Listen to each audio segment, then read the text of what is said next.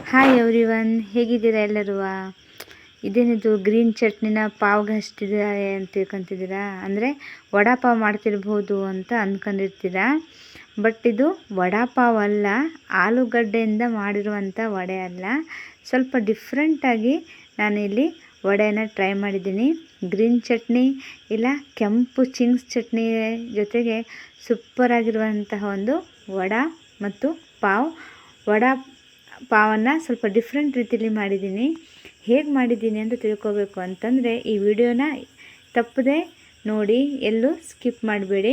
ಈಗ ನಾನು ಇಲ್ಲಿ ವಡೆನ ಮಾಡಿರುವಂಥದ್ದು ಎಗ್ಗಿಂದ. ಇಲ್ಲಿ ನಾನು ಎಗ್ಗನ್ನು ಬೇಯಿಸ್ಕೊಂಡಿದ್ದೀನಿ.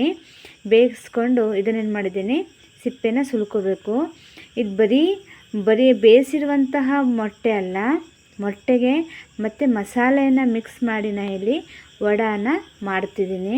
ಸೊ ಎಲ್ಲೂ ಸ್ಕಿಪ್ ಮಾಡಿದೆ, ಯಾವ ಮಸಾಲೆ ಹಾಕಿದ್ದೀನಿ, ಏನು ಹಾಕಿದ್ದೀನಿ ಅನ್ನೋದನ್ನು ನೋಡಿ ಕರೆಕ್ಟಾಗಿ ನೀವು ಇದನ್ನು ಮಾಡಿದರೆ ಸೂಪರಾಗಿರುವಂತಹ ನಾವು ವಡಾ ಮತ್ತು ಪಾವನ್ನು ತಿನ್ಬೋದು.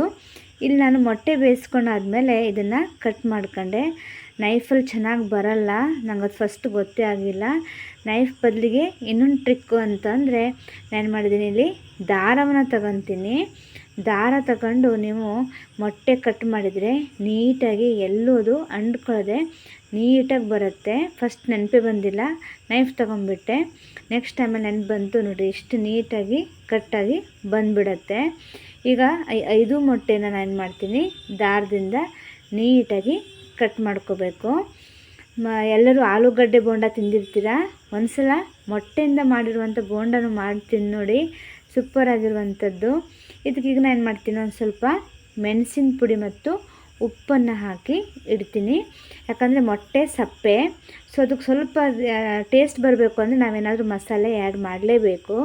ಇಲ್ಲಿ ಉಪ್ಪು ಮತ್ತು ಖಾರವನ್ನು ಹಾಕಿ ಹಚ್ಚಿಡ್ತೀನಿ. ಇದಿಷ್ಟೇ ಮಸಾಲೆ ಅಲ್ಲ, ಮುಂದೆ ಕೂಡ ಮಸಾಲೆ ಹಾಕೋದಿದೆ ನೋಡಿ.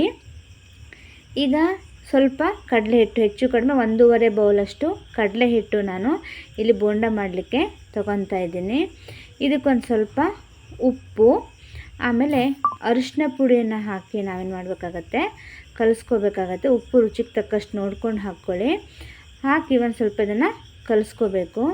ಉಪ್ಪು ಮತ್ತು ಅರಿಶಿನ ಪುಡಿ ಜೊತೆಗೆ ಒಂದು ಸ್ವಲ್ಪ ಶುಂಠಿ ಮತ್ತು ಬೆಳ್ಳುಳ್ಳಿ ಪೇಸ್ಟು, ಆಮೇಲೆ ಜೀರಿಗೆ.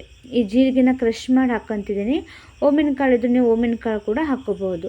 ಶುಂಠಿ ಬೆಳ್ಳುಳ್ಳಿ ಪೇಸ್ಟ್ ಮಾತ್ರ ಹಾಕ್ಕೊಳ್ಳಿ, ಯಾಕಂದರೆ ಅಲ್ಲಿ ನಮಗೆ ಹಿಟ್ಟಿಗೂ ಒಂದು ಸ್ವಲ್ಪ ಟೇಸ್ಟ್ ಕೊಡಬೇಕಾಗತ್ತೆ. ಸ್ವಲ್ಪ ಶುಂಠಿ ಬೆಳ್ಳುಳ್ಳಿ ಪೇಸ್ಟ್ ಇತ್ತು ಅಂದರೆ ಚೆನ್ನಾಗಾಗತ್ತೆ. ನೀರು ನೋಡಿಕೊಂಡು ನೀಟಾಗಿ ಈ ಥರ ನಮ್ಮ ಬೋಂಡ ಮಾಡಲಿಕ್ಕೆ ಯಾವ ಹದ ಬೇಕಲ್ಲ, ಒಂದು ಸ್ವಲ್ಪ ದಪ್ಪನೇ ಇರಬೇಕು. ಈ ಹದದಲ್ಲಿ ನಾವು ಇದನ್ನು ಕಲಿಸ್ಕೋಬೇಕು. ನೆಕ್ಸ್ಟ್ ನಾವೇನು ಮಾಡೋಣ, ಇದಕ್ಕೆ ಗ್ರೀನ್ ಚಟ್ನಿನ ರೆಡಿ ಮಾಡ್ಕೊಳ್ಳೋಣ. ಗ್ರೀನ್ ಚಟ್ನಿಗೆ ಸ್ವಲ್ಪ ಶುಂಠಿ, ಕೊತ್ತಂಬರಿ ಸೊಪ್ಪು, 1 ಹಸಿಮೆಣಸಿನ್ಕಾಯಿ ಹಾಕ್ಕೊಂಡಿದ್ದೀನಿ. ಹಸಿಮೆಣಸಿನ್ಕಾಯಿ ಸ್ವಲ್ಪ ಖಾರ ಇತ್ತು, ನೋಡ್ಕೊಂಡು ನೀವು ಹೆಚ್ಚು ಕಡಿಮೆ ಮಾಡ್ಕೊಳ್ಳಿ. ಆಮೇಲೆ ಇದು ಕಡಲೆ, ಆಮೇಲೆ ಲಿಂಬೆಹಣ್ಣಿನ ರಸ. ಲಿಂಬೆಹಣ್ಣಿನ ರಸ ಬೇಕು, ಚೆನ್ನಾಗಿ ಉಪ್ಪು ಹುಳಿ ಖಾರ ಬೇಕಿತ್ತು ಅಂದರೆ ಲಿಂಬೆಹಣ್ಣಿನ ರಸವನ್ನು ಹಾಕ್ಕೊಳ್ಳಿ. ಆಮೇಲೆ ಇಲ್ಲಿ ರಾಕ್ ಸಾಲ್ಟನ್ನು ಯೂಸ್ ಮಾಡ್ತಿದ್ದೀನಿ.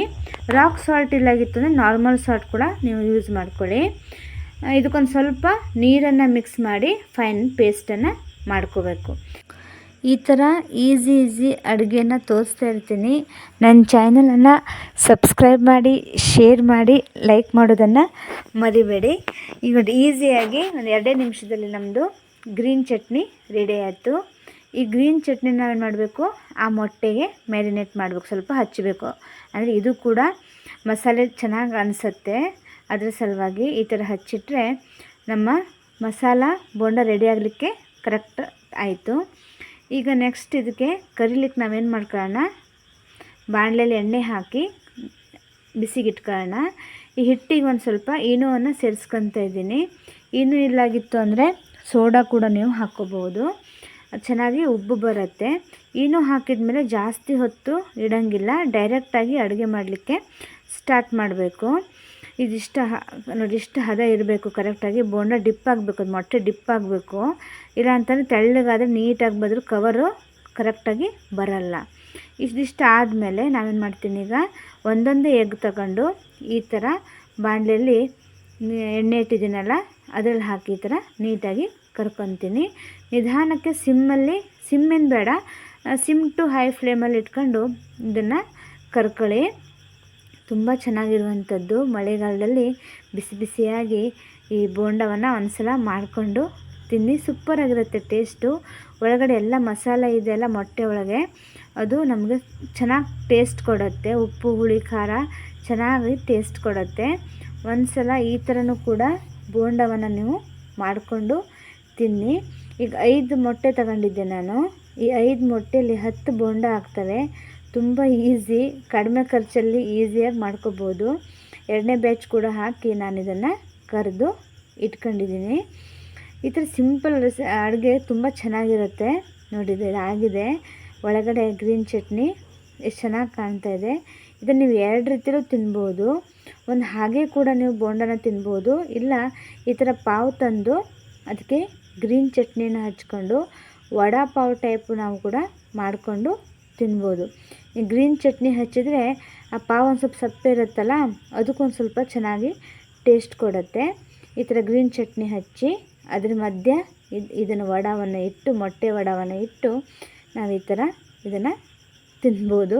ಇಲ್ಲಾಂದರೆ ಚಿಂಗ್ಸ್ ಚಟ್ನಿ ಕೂಡ ಇತ್ತು, ಚಿಂಗ್ಸ್ ಕೆಂಪು ಚಟ್ನಿ, ಅದನ್ನು ಕೂಡ ಹಚ್ಚಿ ನಾನು ಟ್ರೈ ಮಾಡಿದೆ. ಎರಡೂ ಕೂಡ ಚೆನ್ನಾಗಿ ಟೇಸ್ಟ್ ಕೊಡುತ್ತೆ.